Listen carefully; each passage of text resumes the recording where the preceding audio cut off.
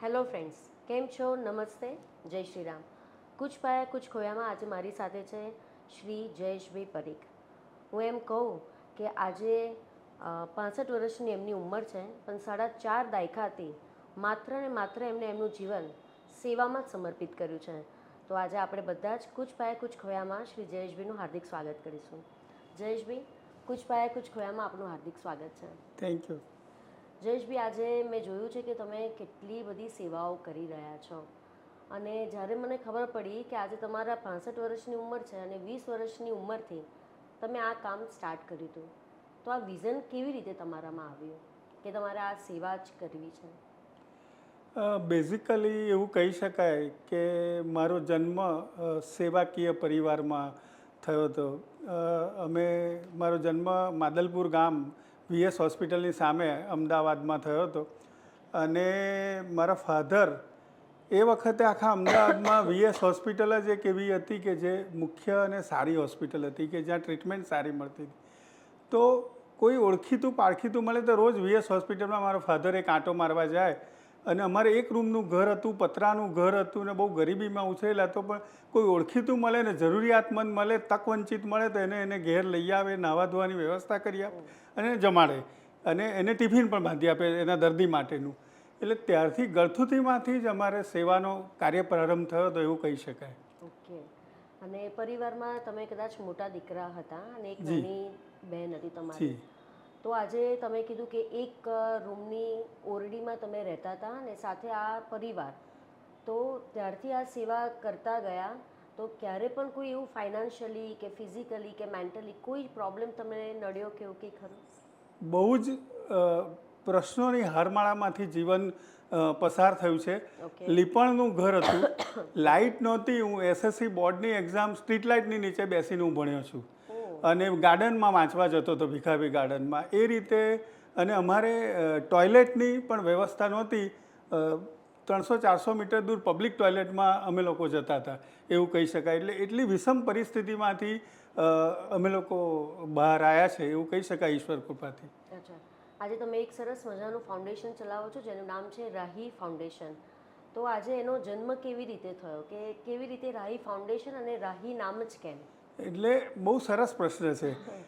મારા માતા પિતાએ અમારો ઉછેર એટલો વાત્સલ્યપૂર્ણ અને હૂંફથી કર્યો હતો, એટલે એમનું ઋણ કદી ચૂકવી ના શકાય એવું હતું.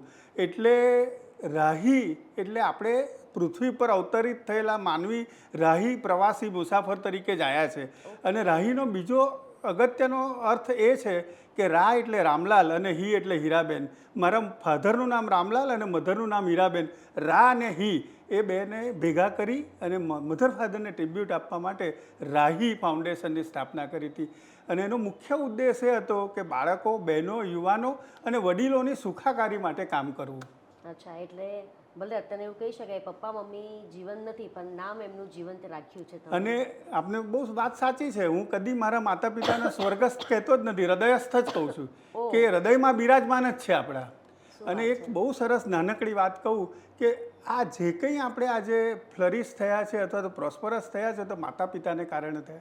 અને મારું એક સેન્ટેન્સમાં એવું માનવું છે કે ભગવાનનો નંબર બીજો આવે અને માતા પિતાનો નંબર પહેલો આવે. એટલા માટે સેવાકીય કાર્યને મેં અને મારા પત્નીએ લીધું છે. હાજી. તમારો અભ્યાસ રહ્યો બીકોમ LLB. જી. તો આજે તમે એ જગ્યા પર આગળ ન ગયા, અને 4.5 દાયકા એટલે આ ઘણો મોટો પીરિયડ તમે લીધો માત્ર સેવાકીય. એટલે બહુ સરસ પ્રશ્ન છે. મને જ્યારે ગ્રેજ્યુએટ થઈને હું બહાર નીકળ્યો ત્યારે મારી જોડે 2 ચોઈસ હતી. અરવિંદભાઈ બુચનું નામ મજૂર મહાજનના પ્રમુખ હતા અને પદ્મશ્રી હતા, અને મજૂરોના જીવન સુખાકારી માટે એક આખું જીવન એમને સમર્પિત કરી દીધું હતું. એમને મને એક પ્રશ્ન પૂછ્યો કે તારે મેનેજર બનવું છે કે સેવક બનવું છે? મેનેજર બનવું હોય તો કોઈ મિલમાં મેનેજર અથવા લેબર ઓફિસર તરીકે તને મૂકી શકું, કારણ કે તું LLB છું. અને જો તારે સેવક બનવું હોય, સેવા કરવી હોય, તક વંચિતોમાં કામ કરવું હોય, શોષિત, પીડિત અને વંચિતનું કામ કરવું હોય, તો મજૂર મહાજન ગાંધીજીની સ્થાપેલી સંસ્થા છે. અનસુયાબેન સારાભાઈ પહેલાં પ્રમુખ હતા. તો એ સંસ્થામાં તું આવી જા અને તારું જીવન એમાં સમર્પિત કર. અને મેં બીજો ઓપ્શન સ્વીકાર્યો અને 20 વર્ષ મજૂર મહાજન સંઘમાં લેબર રિસર્ચનું ખૂબ કામ કર્યું. વોકેશનલ ટ્રેનિંગ સેન્ટરમાં ડાયરેક્ટર તરીકે કામ કર્યું અને 10,000 બાળકોને ટ્રેન કર્યા શું વાત. સ્કિલ ડેવલપમેન્ટમાં. ઓકે. આજે તમારી આ રાહી ફાઉન્ડેશનની મેં એક વખત મુલાકાત લીધી હતી.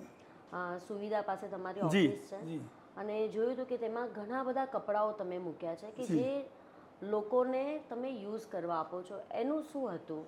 એટલે રાહી ફાઉન્ડેશનનું જે કાર્ય શરૂ કરવા પાછળ 3 મુખ્ય કારણ હતા. ઓકે. પહેલું કારણ તો મેં આ કામ શરૂ કર્યું એ મંદબુદ્ધિના ઓટિઝમવાળા જે બાળકો છે એની 2 સ્કૂલ છે, રામકૃષ્ણ ડે કેર અને લર્નિંગ ક્લિનિક સ્કૂલ. એ 2 સ્કૂલોને અમે દત્તક લીધી. એ લોકોને સ્કિલ ડેવલપમેન્ટ શીખવાડવાનો એક પ્રયત્ન કર્યો નમ્ર. એ લોકોને બધા તહેવારો ઉજવે એટલે એમને એવું ના લાગે કે અમે લેસ પ્રિવિલેજ છે. Yes, exactly. નોર્મલ બાળકો છે એવી રીતે એ લોકોને તૈયાર કરવાનું બીડું ઝડપ્યું અને એમને પોષણયુક્ત આહાર નહોતો મળતો એટલે રોજ નાસ્તો પૌષ્ટિક આપવાનું પણ અમે શરૂ કર્યું, ત્યાંથી શરૂ કર્યું. પછી બીજું કામ અમને એ લાગ્યું કે ભારત દેશના વડાપ્રધાન માનનીય નરેન્દ્રભાઈ મોદીને આખું વિશ્વ એવું માને છે કે પ્લાસ્ટિક, સિંગલ પ્લાસ્ટિકનો યુઝ ના કરવો અને પર્યાવરણનું જતન અને રક્ષણ કરવું. એટલે અમે લોકોએ એવું નક્કી કર્યું કે પર્યાવરણને આપણે કેવી રીતે મદદરૂપ થઈ શકીએ, પર્યાવરણ મિત્ર કેવી રીતે થઈ શકીએ. ઓકે. તો એને માટે અમે એક નોવેલ કન્સેપ્ટ વિચાર્યો અને એ નોવેલ કન્સેપ્ટ એ હતો કે આખા અમદાવાદ શહેરમાંથી જૂના અને પહેરાયેલા કપડાં એકઠા કરવા અને જ્યાં લોકો પ્લાસ્ટિક વાપરે છે એને બદલે અપંગ મંડળની બહેનોનું એક ટેલરિંગ યુનિટ છે. એ લોકોને મેં કહ્યું કે પેન્ટ, શર્ટ, સાડી, ડ્રેસ, પડદાનું કાપડ એમાંથી વેસ્ટમાંથી બેસ્ટ પ્રોજેક્ટ અમે લીધો અને એ પ્રોજેક્ટના અંતર્ગત એ બહેનો થેલી સીવે છે કાપડની અને એ થેલી અમે લોકો 10,000 થેલીનું પ્રોડક્શન કર્યું. એ બહેનોને ઇન્કમ જનરેશન, રોજગારી મળે છે અને અમે બધે ચેતના અને જાગૃતિનું કામ કરીએ છીએ કે તમારા મોટર અને સ્કૂટરમાં એક થેલી રાખો જેથી તમે પ્લાસ્ટિક ઓછું વાપરશો. અને અત્યાર સુધી અમે 10,000 થેલીનું વિતરણ કરી ચૂક્યા છે. પેલા બહેનોને રોજગારી મળે છે અને અમારો લક્ષ્યાંક 1 લાખ થેલી પ્રોડક્શન કરવાનો, નિર્માણ કરવાનો છે ને એને વિતરણ કરવાનો છે ને સમાજમાં સંદેશો ફેલાવવાનો છે કે પ્લાસ્ટિકનો ઉપયોગ નાબૂદ કરો અથવા તો ઓછો કરો. ચોક્કસ. ખૂબ સરસ સંદેશ હતો આપનો. મેં એ પણ જોયું છે કે ખીચડી તમે અત્યાર સુધીમાં કદાચ એવું કહી શકાય હજારો લોકોને ખવડાવી છે અને આજે ખીચડી ઘર જે તમે ચાલુ કર્યું છે એનો બી ક્રમાંક ખૂબ હાઈ જતો રહ્યો છે, 100 ઉપર પ્લસ. જી. ખીચડીમાં એવું હતું કે અમને એક વિચાર આવ્યો કે અત્યારે આપણે વિકાસની ને વિકસિત રાજ્યની વાત કરીએ છીએ પણ આપણો ગુજરાતના પ્રદેશની જો વાત કરીએ તો 1 થી 3માં સારા તંદુરસ્ત બાળકોમાં આપણું સ્થાન હોવું જોઈએ. એને બદલે અત્યારે આપણે 12-15મો સ્થાન છે, આપણે બહુ પાછળ છે. એટલે કુપોષિત બાળકો બહુ છે એટલે અમે સ્લમ વિસ્તારોની પસંદગી કરી. પૂર્વ વિસ્તારના, ઝૂંપડપટ્ટી વિસ્તારના બાળકો અને બહેનોને અમે કોન્સન્ટ્રેટ કર્યા, એડ્રેસ કર્યા અને દર શનિવારે 700 થી 800 બાળકોને પૌષ્ટિક વેજીટેબલ ખીચડી અને અમૂલની મસાલા છાશ અમે આપીએ છીએ. અને આજે કહેતા ખૂબ આનંદ અને ગૌરવ થાય છે કે 145 શનિવાર અમે કમ્પ્લીટ કર્યા છે. 1.25 લાખ કરતાં પણ વધુ લાભાર્થીઓને અમે લાભ આપ્યો છે ખીચડીને અને આ કન્ટિન્યુઅસ અવિરત ચાલ્યા કરશે. અચ્છા. તો તમને આ લોકો લાભાર્થી તમને કેવી રીતે મળે છે અને એ વખતે તમે ક્યાં જઈને આ વસ્તુ આપી રહ્યો છો? અમે લોકો દર વખતે અમારી ટીમ છે 30 જણાની ઓકે. કાર્યકર્તાઓની. અમે દર વખતે સોમ, મંગળ અને બુધ 3 દિવસમાં પ્રયત્ન કરીએ કે પૂર્વ વિસ્તારમાં અથવા જ્યાં સ્લમ વિસ્તાર છે ત્યાં પહોંચી જાય અમારી ટીમ. ત્યાંના સોશિયલ વર્કર હોય, ત્યાંના રાજકીય આગેવાનો હોય અને ત્યાંના જે આગેવાન પ્રતિષ્ઠિત માણસો હોય એ લોકોને અમે મળીએ અને એમને કહીએ કે ક્યાં જરૂર છે એવો પોકેટ શોધી કાઢીએ. અને સૌથી મોટું કોન્સન્ટ્રેશન અમે આંગણવાડી કેન્દ્રમાં કરીએ અને અત્યારે લગભગ 270 આંગણવાડીઓ સાથે અમે સંકળાયેલા છીએ. એટલે એ લોકોની મદદથી બાળકો અમને મળે છે અને બહેનો. અને આ જે ખીચડીનો વિતરણનો કાર્યક્રમ છે બાળકો, બહેનો અને અશક્ત અને નિરાધારને અમે આપીએ છીએ. અચ્છા. અત્યાર સુધી કેટલા NGO સાથે તમે રહીને આ કામ કર્યું? રાહી ફાઉન્ડેશન સિંગલ કામ કરે છે અને અમે માઉથ પબ્લિસિટીથી બધાને કહીએ કે આ એક સરસ અન્નદાન એ મહાદાન છે. જો તમે આ કાર્યક્રમમાં જોડાઓ તો કુપોષિત લોકોને અથવા તો જેને પૌષ્ટિક ખાવાનું નથી મળતું એના સુધી આપણે પહોંચીએ તો એમાં બધા લોકો નિમિત્ત બને છે, પરિવારો પણ નિમિત્ત બને છે, સંસ્થાઓ પણ નિમિત્ત બને છે અને સંસ્થાઓ અમારી જોડે જોડાય છે. અને અત્યાર સુધીમાં human welfare trust, rural workers trust, Anmol Moti foundation જેવી અનેક સંસ્થાઓ અમારી સાથે જોડાયેલી છે. કદાચ આ વખતે મમ્મી પપ્પા હાજર હોત અને તમને આ લેવલ ઉપર, આ સ્ટેજ ઉપર પહોંચીને જોવત તમને કેટલો પ્રાઉડ ફીલ થાત તમારા ઉપર? હું એવું માનું કે દે would have been happiest mother father આખા અર્થમાં પૃથ્વીમાં કહી શકીએ તો એ થાય. એમનું હૈયું ગજગજ ફૂલતું હશે. અમે લોકો અમારું ફેમિલી પરિવાર આટલી વિષમ પરિસ્થિતિમાંથી બહાર આવ્યું તે છતાં મને આનંદ એ છે કે મારા દીકરાને હાયર એજ્યુકેશન MBA ફાઇનાન્સ કરાવી અને અમેરિકા મોકલ્યો અને અત્યારે બહુ સારી પોઝિશન ઉપર છે. મારી દીકરી લંડનમાં છે, એ પણ સેટલ છે. અને હું ને મારા વાઈફ નિહારિકા બંને ખભે ખભા મિલાવી હમસફર બનીને આ કામ કરી રહ્યા છીએ. અને હમસફરની સાથે છોકરાઓનું પણ એટલું યોગદાન મળ્યું ખરું કે પછી લંડન અને ફોરેનમાં રહીને સંસ્કૃતિ ભૂલી ગયા છે? ના, અમારો બેઝિક અમે જો આખા સમાજને સંસ્કારનું સિંચન અને સંસ્કૃતિનું જતન કરવાનું શીખવાડતા હોઈએ તો મારા સંતાનો બાકાત કેમ રહે? એ લોકોનો પણ પ્રાઇમ ફાળો છે ને રાહી ફાઉન્ડેશનના અભિન્ન અંગ છે એ બંને. ઓકે, એટલે ટૂંકમાં એવું કહી શકાય કે ત્યાં પણ રહ્યા પછી પણ સંસ્કૃતિ હજુ અહીંયાની આપણી ભૂલી હા, એ લોકો તમને મને બહુ કહેતા આનંદ થાય છે કે અમેરિકામાં અને લંડનમાં રાહી ફાઉન્ડેશનની કાર્યપદ્ધતિ અને લોકોપયોગી પ્રવૃત્તિનો પ્રચાર અને પ્રસાર કરે છે અને વધારે ને વધારે લોકોને જોડવાનો પ્રયાસ કરે છે. અચ્છા, મમ્મી પપ્પામાં હતું એટલે કદાચ આપનામાં એ ગુણ આવ્યો અને તમે કહો છો કે હમસફર બી તમારી સાથે કદમ સે કદમ મિલાવીને ચાલે છે, કારણ કે મેં ઘણા બધા ફોટોગ્રાફ્સ ગુજરાત સમાચારમાં પણ તમને અને તમારા વાઈફને જોયા છે. તો એમને પણ આ વસ્તુ ગમતી હતી કે ગમાડી દીધી? ના, બહુ સરસ તમે પ્રશ્ન એટલા માટે પૂછ્યો કે મારી બેટર હાફ અર્ધાંગીની જેને કહી શકાય નિહારિકા ઝાડ નીચે ડાળી દબાઈ જાય પોતાની ઓળખને છુપાઈ અને પરીખ પરિવારની કે રાહી પરિવારની અથવા સમાજમાં સુગંધ પ્રસરાવવા માટે 24 કલાક 24/7 એ હાજર હોય છે. એને છોકરા ઉછેરવાની, ઘર ચલાવવાની ને મારા મા બાપની, મારા મધર છેલ્લા 7 વર્ષ ગુજરી ગયાના પહેલાં બેડ રીડર હતા, એમની સંપૂર્ણ સેવા પણ એમને કરી હતી. એ પોતે જાતે કશું નહોતા કરી શકતા. એટલે બધું જ સંભાળીને મારી સાથે આ પ્રવૃત્તિમાં એ જોડાયા. ખીચડીનું કામ હોય, કપડાં બધા કલેક્ટ કરવાના હોય, પોટલા ઉચકીને લાવવાના હોય, લઈ જવાના હોય. અમે લોકો વર્ષમાં 2 વાર અગરિયા પરિવાર સોલ્ટ ફાર્મર્સમાં રણમાં જઈએ છીએ, 500 ફેમિલીને મદદ કરીએ છીએ. અત્યાર સુધીમાં યુઝડ અને નવા કપડાં જે આવ્યા છે 5000 લોકોને અમે કપડાં અત્યાર સુધીમાં આપી ચૂક્યા છે, જેથી એમનું તન ઢંકાય અને એમની ઇજ્જત અને આબરૂ રહે. એટલે એ કાર્યક્રમ હોય, બધા જ વૃદ્ધાશ્રમોમાં જઈએ છીએ, શિશુગૃહમાં જઈએ છીએ, મેન્ટલી રિટાર્ટેડ લોકોનું કામ કરીએ છીએ, જે લોકો ઓબ્ઝર્વેશન હોમમાં બાળ ગુનેગારો છે એ લોકોનું પણ અમે કામ કરીએ છીએ, અનાથ આશ્રમનું કામ કરીએ છીએ. ઓકે, જયેશભાઈ, તમે આજે જ્યારે સમાજનું આટલું સરસ મજાનું કામ કરો છો તો સાથે સાથે તમે મોટિવેશનલ સ્પીકર પણ છો. જી. તો એનું શું રહસ્ય છે કે આજે એક સમાજમાં કામ કરવું અને મોટિવેશનલ સ્પીકર કેવી રીતે આ છે? એનો હું યશ મારા વાંચનને આપું છું. એટલા માટે વાંચનને આપું છું કે જેટલું તમારું વાંચન અને વોક્યુબ્યુલરી શબ્દ ભંડોળ સમૃદ્ધ હોય એટલું સારું બોલી શકો ને સારું લખી શકો તમે. એટલા અને એ નાનપણથી જ મને એ ટેવ મને પ્રગતિ તરફ લઈ ગઈ. અત્યાર સુધીમાં આપને કહેતા ખૂબ આનંદ થાય છે કે નાના મોટા 500થી પણ વધુ કાર્યક્રમોનું સંચાલન, એન્કરિંગ મેં કર્યું છે.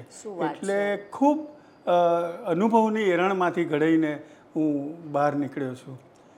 તો સર, આ તમે કેટલા વર્ષની ઉંમરથી સૌથી ફર્સ્ટ તમારું મોટિવેશનલ સ્પીકર થયું હશે કે જ્યારે તમે ફર્સ્ટ લીધો?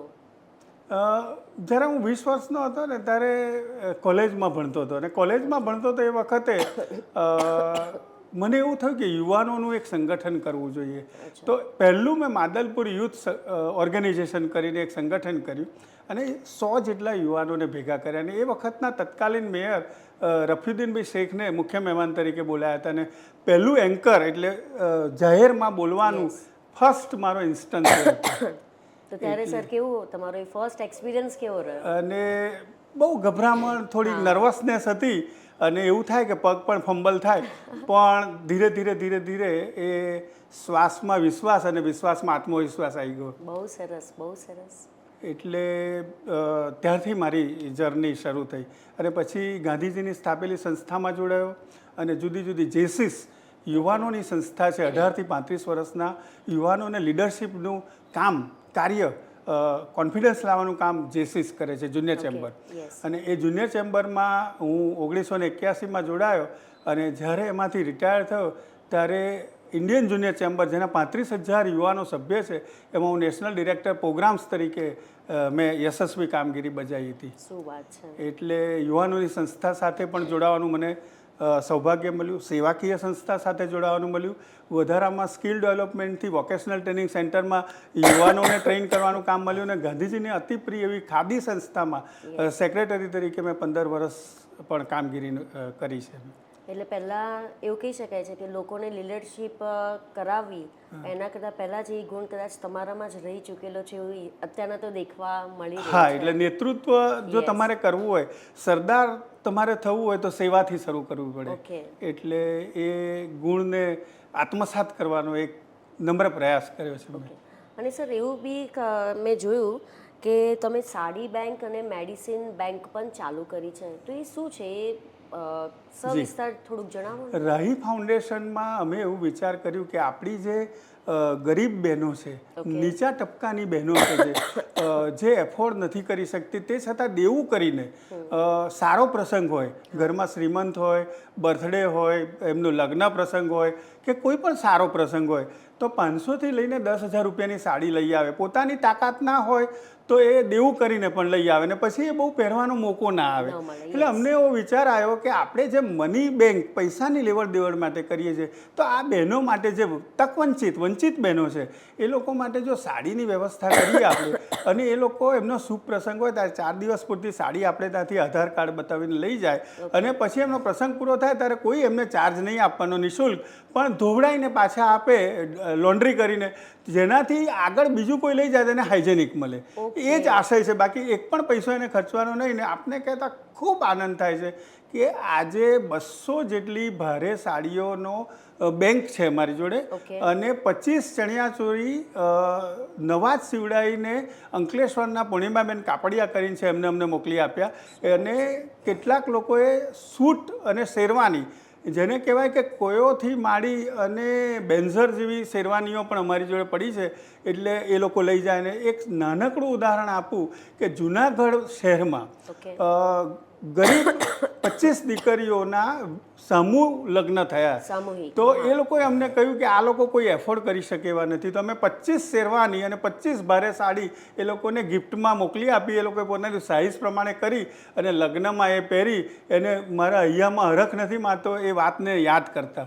ઓકે, તો ચોક્કસ આ શો વખતે હું જયેશભાઈનો નંબર પણ મેન્શન કરીશ અને જેને પણ આ સાડી છે, શેરવાની છે, કોઈને પણ જોતી હોય ફક્ત એક આધાર કાર્ડ લઈને જયેશભાઈ એમને ત્યાં તમને એક સરસ મજાનો સપોર્ટ મળશે અને ફક્ત તમારે એક ડ્રેકલિંગ કરીને જ આપવાની છે જેથી ચેનલ કન્ટિન્યુ રહે. રાઈટ?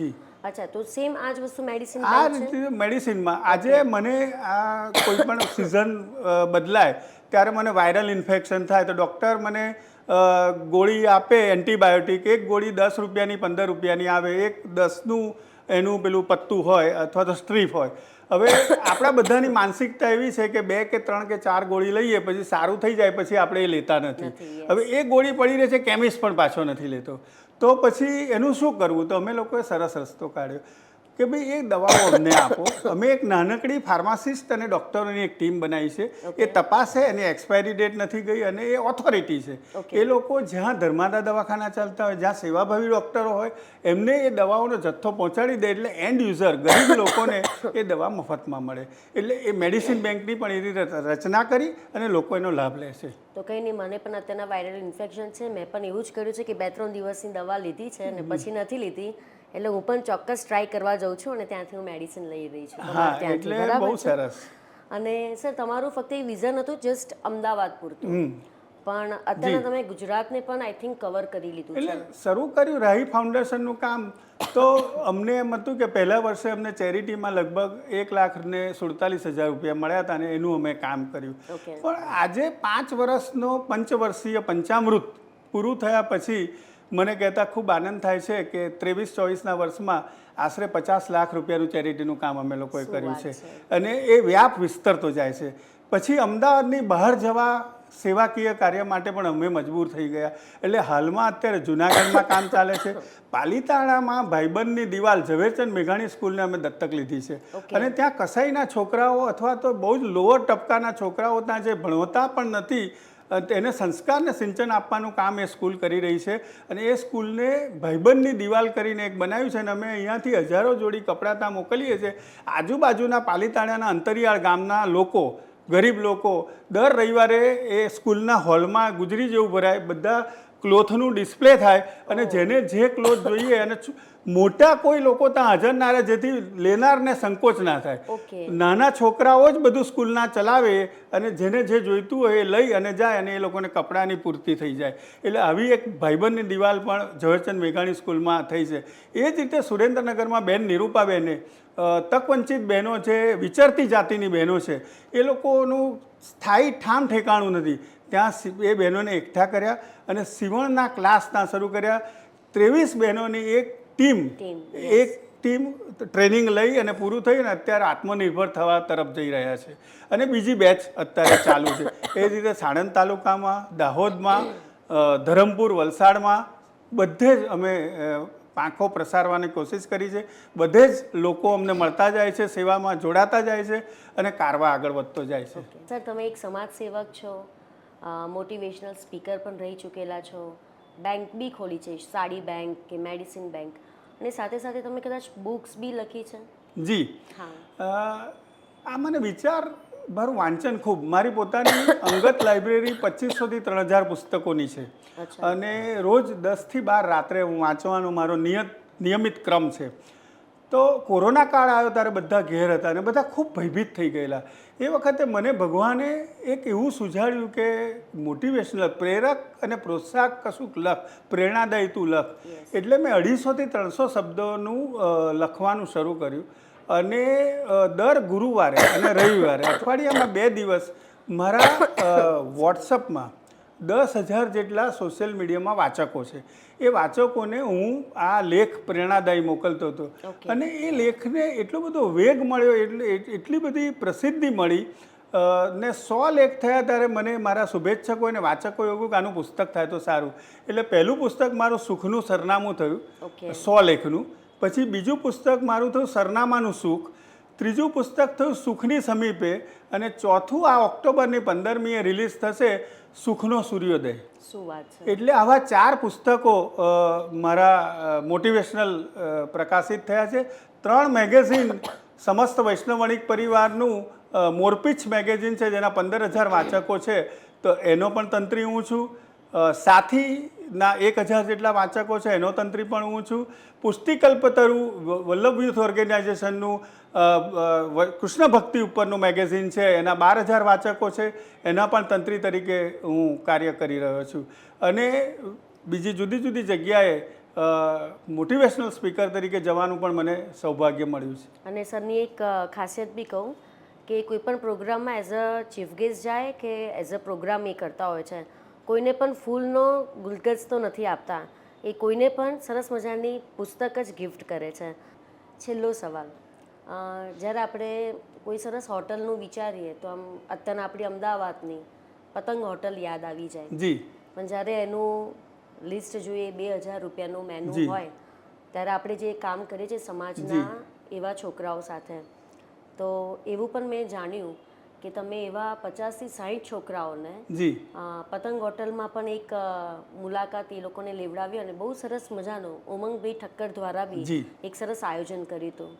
બહુ સરસ પ્રશ્ન છે. પતંગ હોટલ એ અમદાવાદનું મસ્તક ઉપરનું મોરપીછ છે. એક્ઝેક્ટલી. અને સાંસ્કૃતિક વિરાસત છે આપણી. એ સાંસ્કૃતિક વિરાસતમાં અમદાવાદ શહેરમાં આટલું આભૂષણ સમાન એક રેસ્ટોરન્ટ હોય અને એમાં જવું દોહલ્યું છે, એમાં બધાને લઈ જવા આવે તો ઉમંગભાઈ ઠક્કર એના ઓનર છે. અને ઉમંગભાઈ ઠક્કરે રાહી ફાઉન્ડેશનને બોલાવીને એવું કહ્યું કે તમે જે લોકો વંચિત છે, કે સ્વપ્નમાં પણ ના વિચારે કે ત્યાં જઈ શકે એવા બાળકોને આપણે દર બપોરે 3 થી 5 મહિનામાં 2 કે 3 વાર આપણે બોલાવીએ ને એનું કોઓર્ડિનેશન તમે કરો. અને મને કહેતા ખૂબ આનંદ થાય છે કે અનમોલ મોતી ફાઉન્ડેશનને અમે પહેલું પસંદ કર્યું કારણ કે બેન પાયલબેન અને એમની ટીમ ખૂબ સુંદર, સરાહનીય, ઉદાહરણરૂપ કાર્ય કરી રહી છે. તો એ બાળકોને અમે 50 બાળકોને પતંગમાં લઈ ગયા, એ લોકોને સ્કૂલ બેગની ભેટ આપી, સરસ મનભાવન નાસ્તો કરાયો અને ભવિષ્યમાં પણ આવા બાળકો માટે પતંગ હોટલના દ્વાર ખુલ્લા છે અને ભવિષ્યમાં પણ કોઓર્ડિનેશન કરી અને વધારે બાળકોને લઈ જઈશું આપણે. જયેશભાઈ, અત્યારના જે રીતે તમે કામ કરી રહ્યા છો, હજુ પણ જયેશભાઈ ક્યાં જોઈ રહ્યા છે કે એમનું સપનું શું છે? મારું વિઝન એ છે કે બહેનો, બાળકો, યુવાનો અને વડીલોને સુખાકારી માટે કામ કરવું, નંબર 1. બીજું કે મેં અને મારા વાઈફે 2018માં જ્યારે મને 60 વર્ષ પૂરા થયા ત્યારે અમદાવાદની 20 જેટલી જાહેર સંસ્થાઓએ મારું સન્માન કર્યું અમદાવાદ મેનેજમેન્ટ એસોસિએશનમાં. એ વખતે અમે બંને પતિ પત્નીએ એવો સંકલ્પ કર્યો કે ભગવાને જે અમૂલ્ય જીવન આપ્યું છે, હવે જે શેષ વધ્યું છે એ અવશેષ થઈ જાય એ પહેલાં વિશેષ બનાવવું. અને એ સંકલ્પને અમે જ્યાં સુધી જીવીશું ત્યાં સુધી એનું ચુસ્તપણે પાલન કરીશું અને વધુને વધુ લોકો સુધી, છેવાડાના માણસ સુધી પહોંચવાનો અમે લોકો પ્રયત્ન કરીશું. તો આ હતા આપણી સાથે જયેશભાઈ પરીખ, કે જેને આપણે સાંભળ્યા. એમના જે વિચારો હતા એ પણ એમને અહીંયા બહુ સરસ રીતે રજૂઆત કર્યા. ગુજરાતીમાં પણ એટલું જ સરસ એ પ્રભુત્વ ધરાવે છે જે એમની વાતોમાં પણ સરસ રીતે છલકાય છે. તો કુછ પાયા કુછ ખોયામાં આજે હતા Shri Jayeshbhai Parikh. Thank you so much.